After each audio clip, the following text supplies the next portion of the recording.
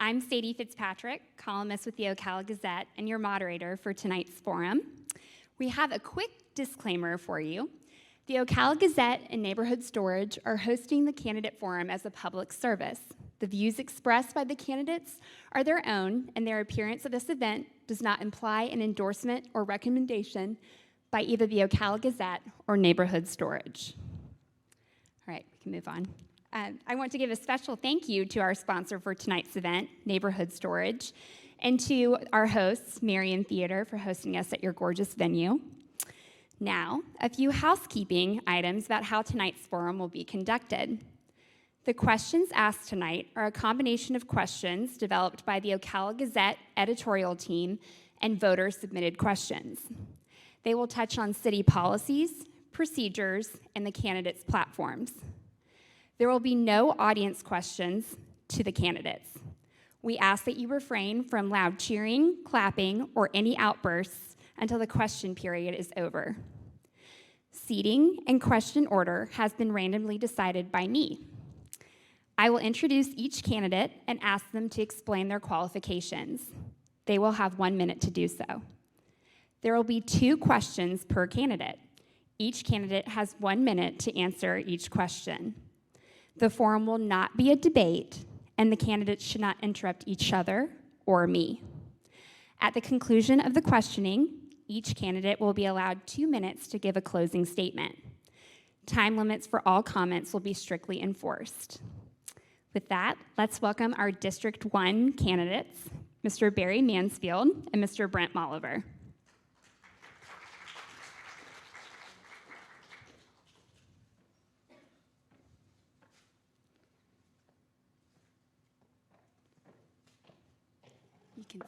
You can sit, you can stand, whatever works best for y'all.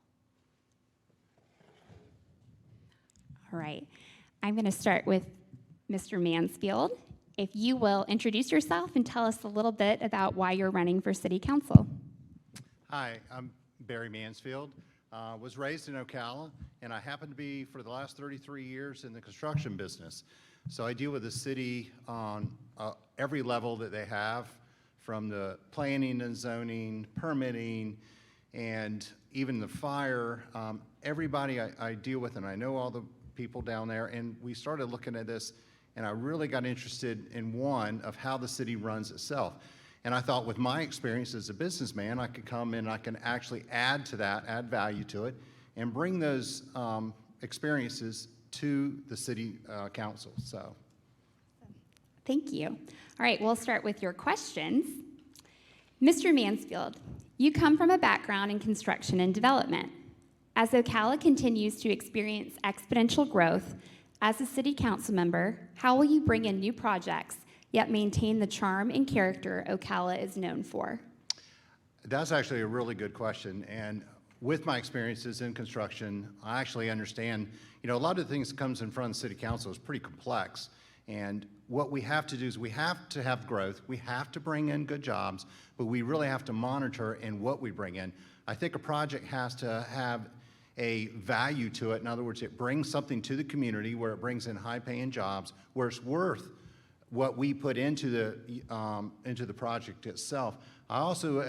I'm a big local guy, as obviously for 33 years. I believe that the projects and the people coming in, I think they should utilize our local contractors.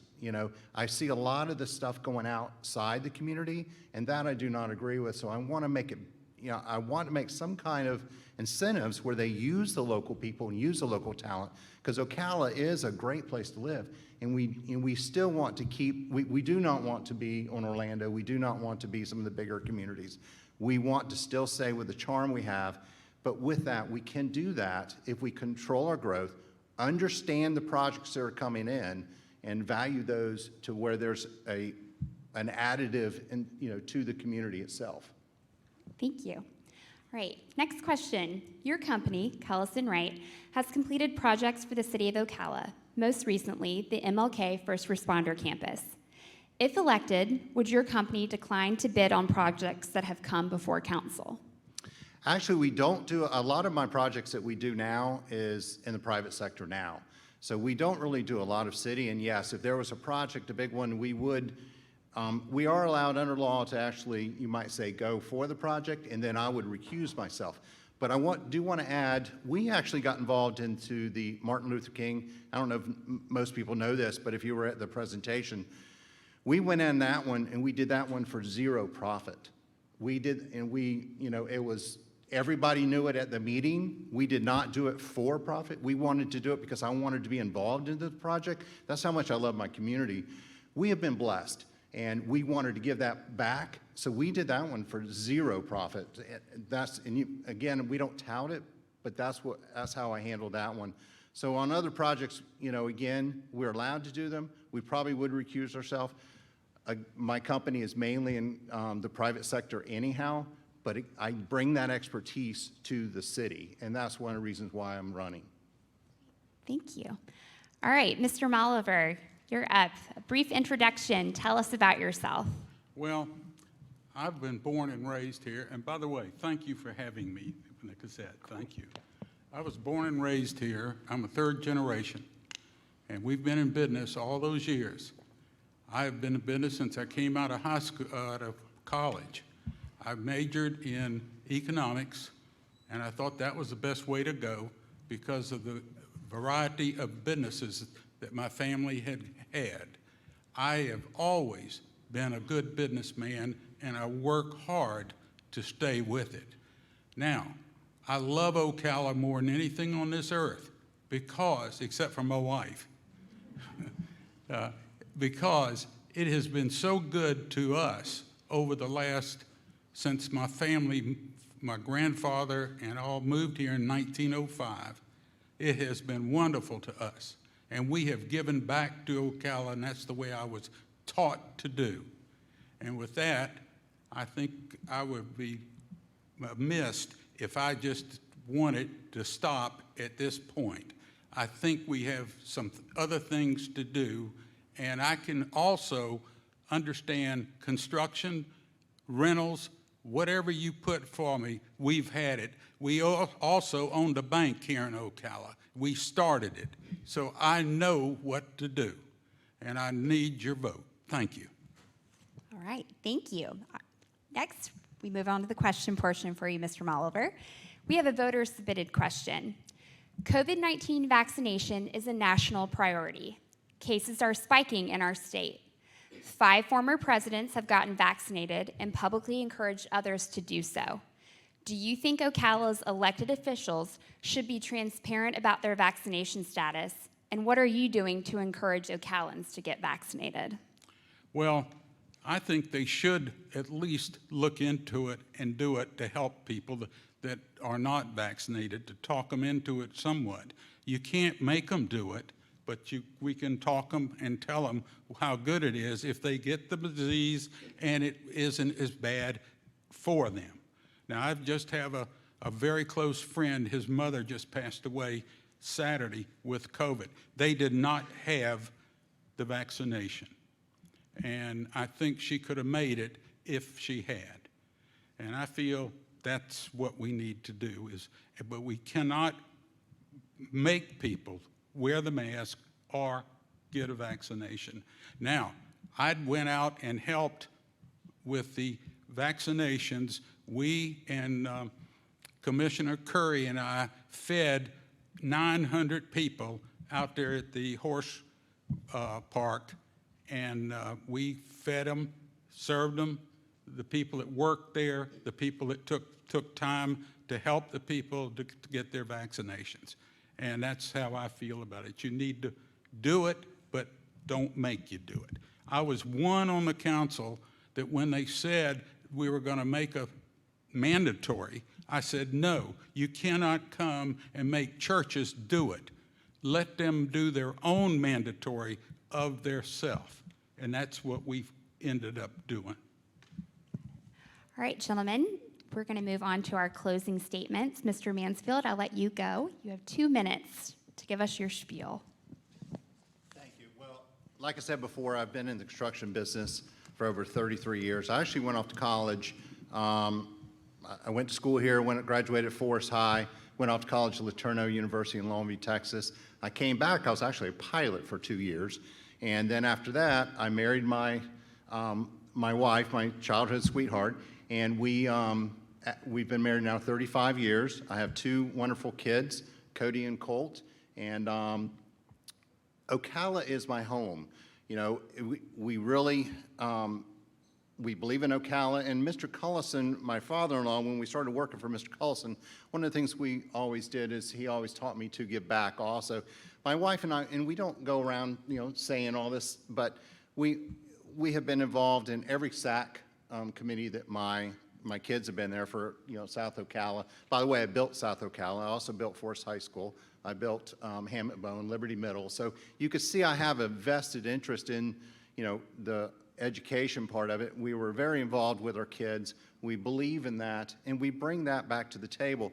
Again, when I come back into construction, we have a construction industry now that I'm running right now. I have employees. I went through COVID with all the employees, and if nobody's done that, that's a very trying experience through the COVID industry, you know, in the industry. But, you know, during that time of people off and, you know, not working, but we still paid them because we've been blessed. We thought that was important.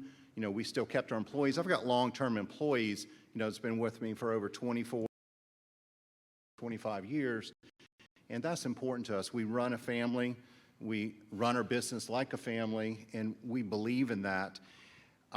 Again, like I said before, I've been blessed that I've brought on some partners now after Mr. Cullison passed away, and that gives me a little more opportunity and time. My kids are grown, and this gives me time now I can devote back to the community, and that's one of the things I wanted to do was run for city council, because again, because I deal with the city building department every day, they have a unique knowledge of the inner workings.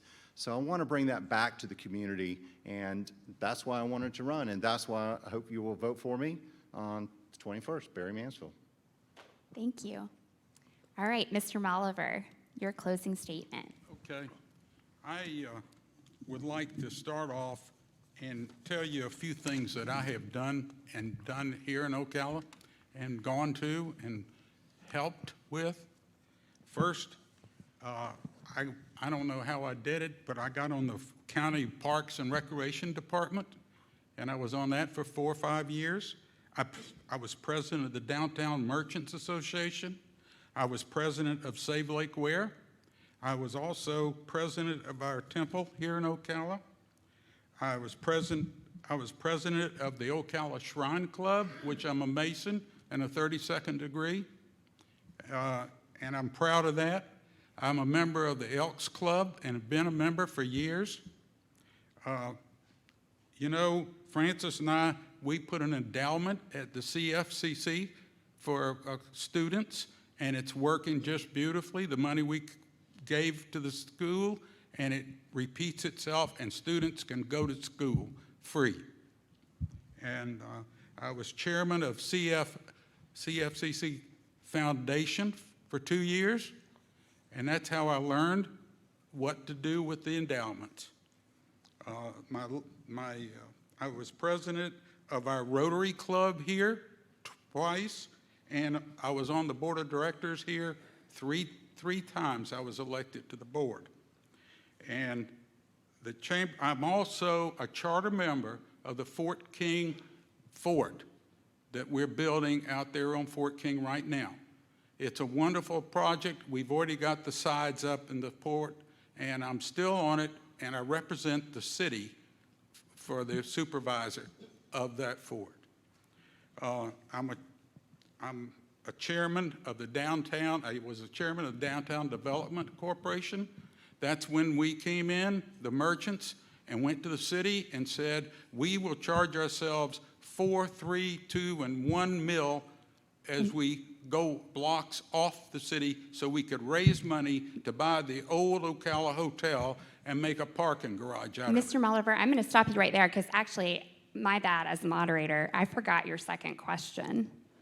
Oh, you forgot the second? Yes, sir. I forgot to ask you your second question. So, fail as the moderator. So you're already ahead. That Okay. works. Section 4210 of the city's code, known as the Open Lodging Ordinance, allowed the Ocala Police Department to arrest anyone who was found to be sleeping in area businesses or on the streets. This has since been ruled unconstitutional. Why did council approve this ordinance? And what changed your thinking to allow you to then vote in favor of Interfaith's open-air emergency shelter this past spring? Well, I don't know why we did that. I'll be honest with you. But I tell you one thing. I have fought to help the homeless. I tried to have shelters put up for them. I've tried to do different things for them, and I was voted down by the council because they said it was too expensive to keep it. Well, it wasn't. We had the county, the hospitals, and all the other people to help us, and we would only spend about $60,000 or $70,000 a year at the most. Otherwise, it would have been almost double that. So they didn't want to do that. And I think we still need to find a place that we can have these homeless people put up at night, help them. The biggest thing you got is the mental problems, and that really is a problem, and we've got to work with it. You just can't arrest them and throw them in the jail because they come out the next day, and it costs money, and we don't need that. So we need a place, and we need to go out of this town and look at different places and find out what they're doing, and they may not be doing everything right, but maybe one thing we can take back, and that's the... A little bit more you want to say in your closing statement, but you just Not let too me know. much. Okay. I'm fine. Okay. All right. Well, that is our District 1 candidates. You guys don't hold your applause now. Thank you, gentlemen. I appreciate it.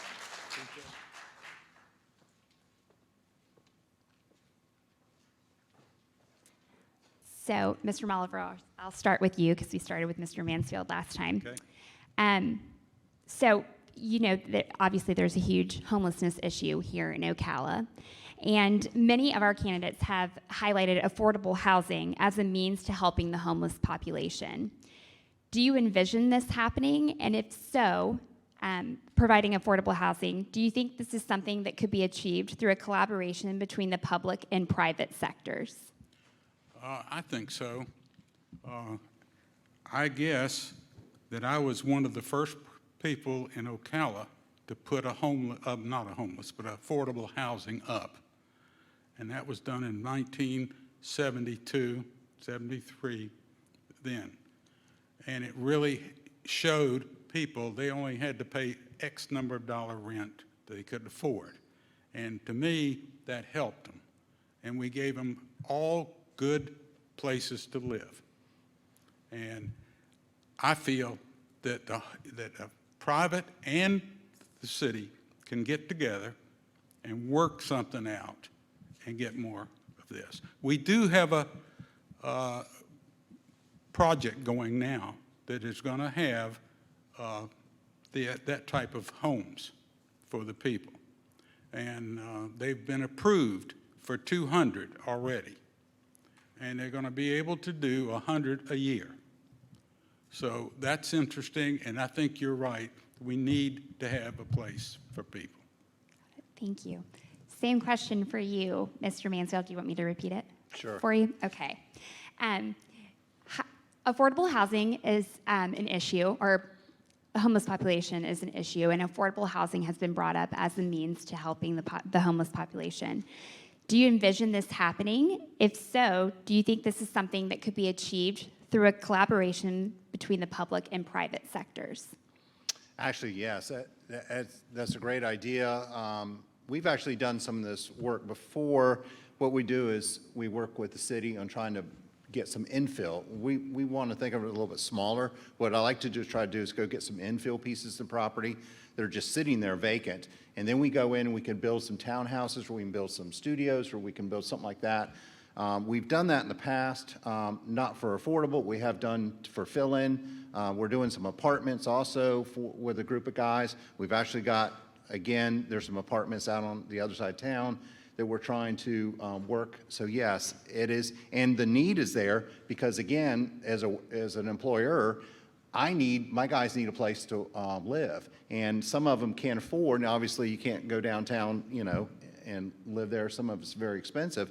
So we got to have a place for the workers because they're the ones that are, that need it, and we have to help them. So yes, there should be a collaboration between government and private citizens. We can draw in some of these people, some of the investors, and say, hey, look, guys, we need you to come in and help us. We don't have to, as taxpayers, I don't want to spend the taxpayers' money, but I do want to give the opportunity to say, look, we have some properties. Why don't we do some kind of deal to where you have the property, you come in, you build the building, you make it affordable, and that it would help all the way around. So yes, there is, and we're doing some of that now. So. Awesome. Thank you. Thank you, gentlemen.